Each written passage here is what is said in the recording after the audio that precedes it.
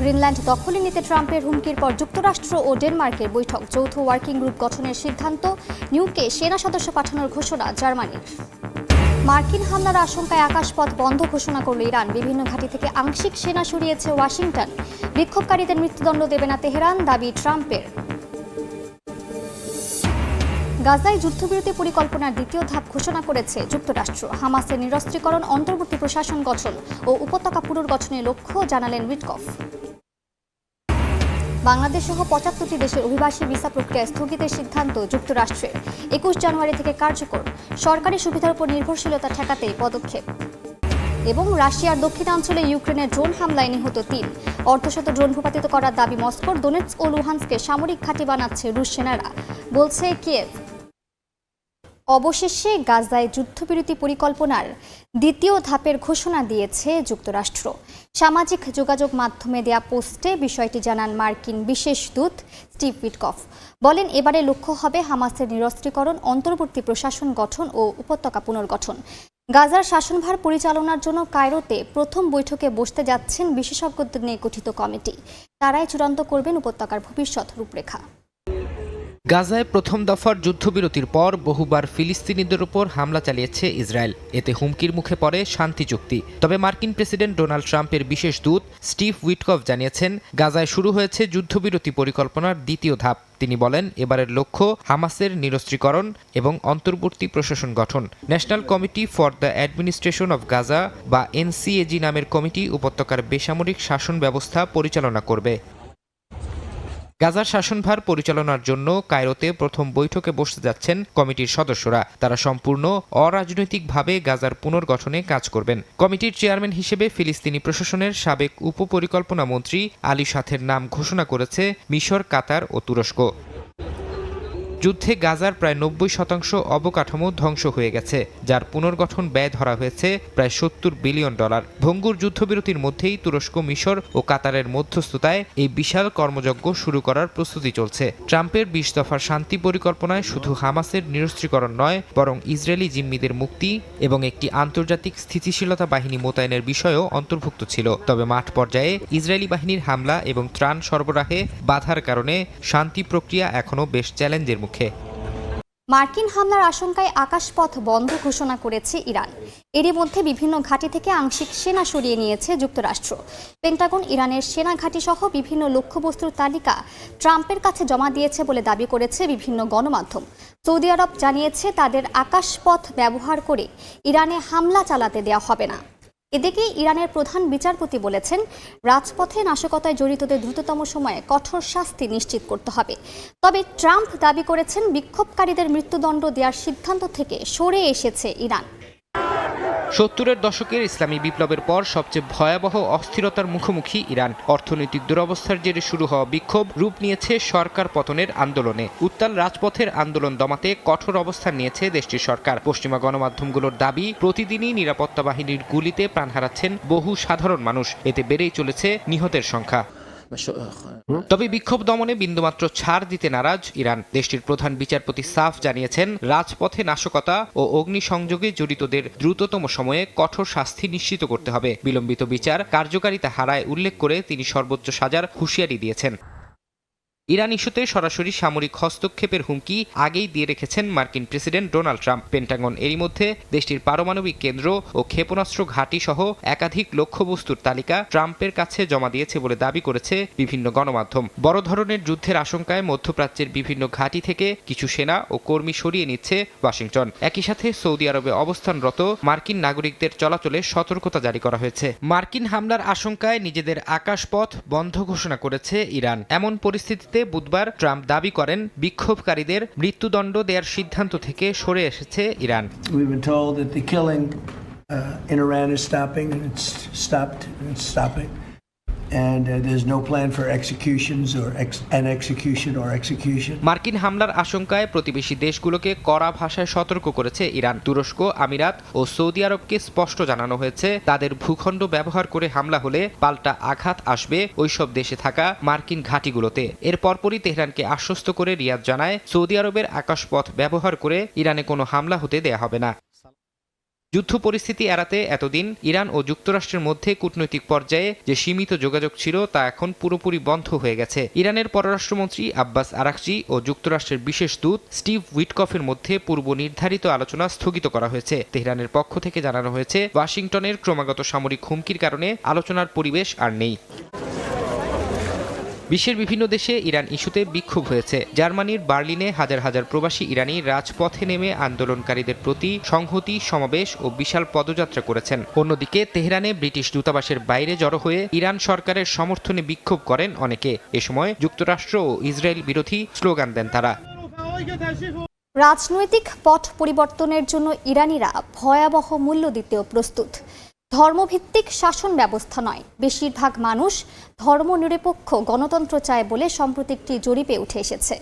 Group for analysing and measuring attitudes in Iran বা গামান নামের একটি সংস্থা 2021 থেকে 2025 সাল পর্যন্ত এই জরিপ চালায়। এতে অংশ নেন 1 লাখের বেশি ইরানি।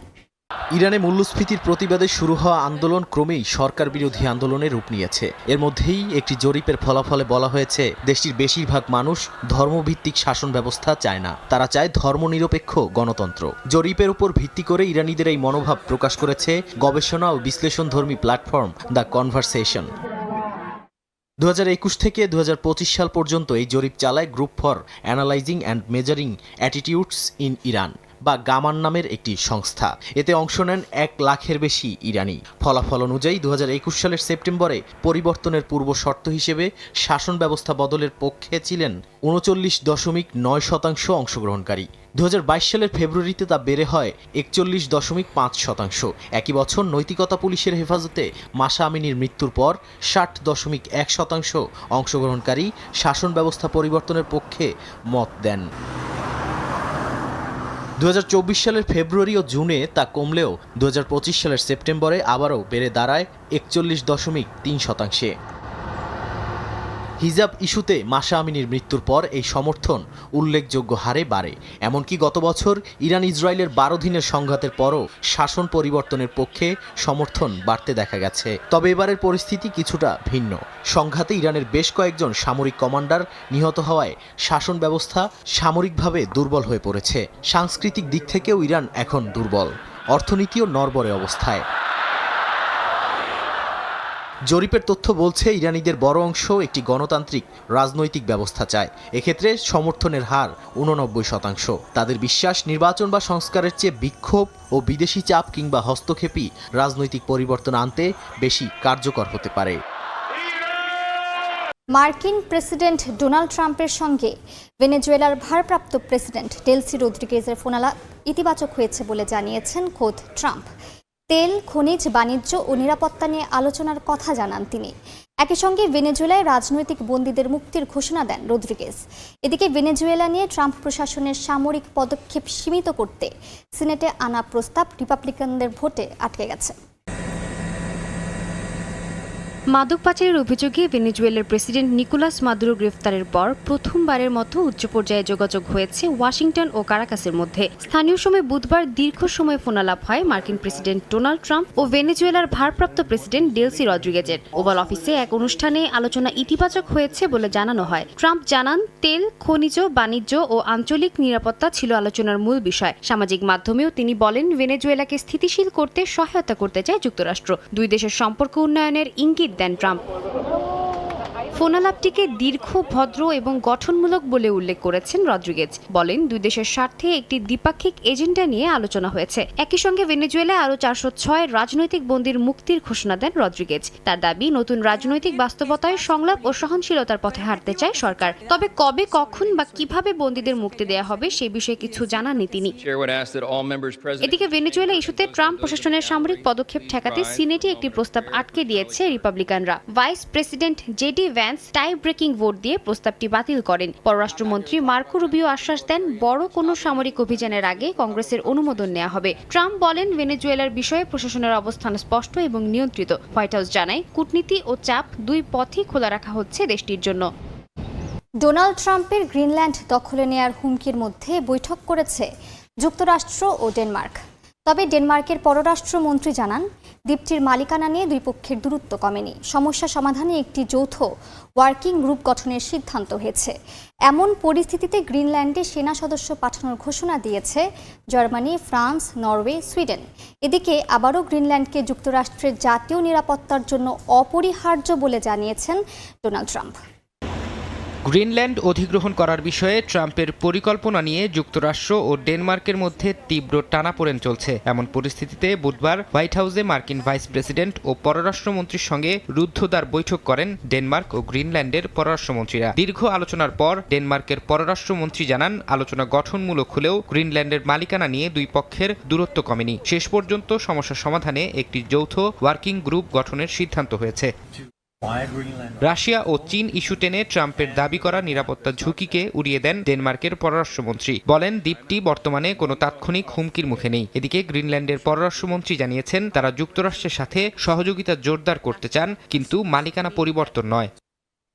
আর্কটিক অঞ্চলে ট্রাম্পের প্রভাব রুখতে বড় ধরনের পদক্ষেপ নিয়েছে ইউরোপের কয়েকটি দেশ। এরই মধ্যে পরিস্থিতি পর্যবেক্ষণে সেনা টিম পাঠানোর ঘোষণা দিয়েছে জার্মানি। নরওয়ে ও সুইডেনও ডেনমার্কের অনুরোধে তাদের সামরিক কর্মকর্তাদের গ্রিনল্যান্ডে মোতায়েন করছে। গ্রিনল্যান্ডে নতুন কনসুলেট খোলার ঘোষণা দিয়েছে ফ্রান্স।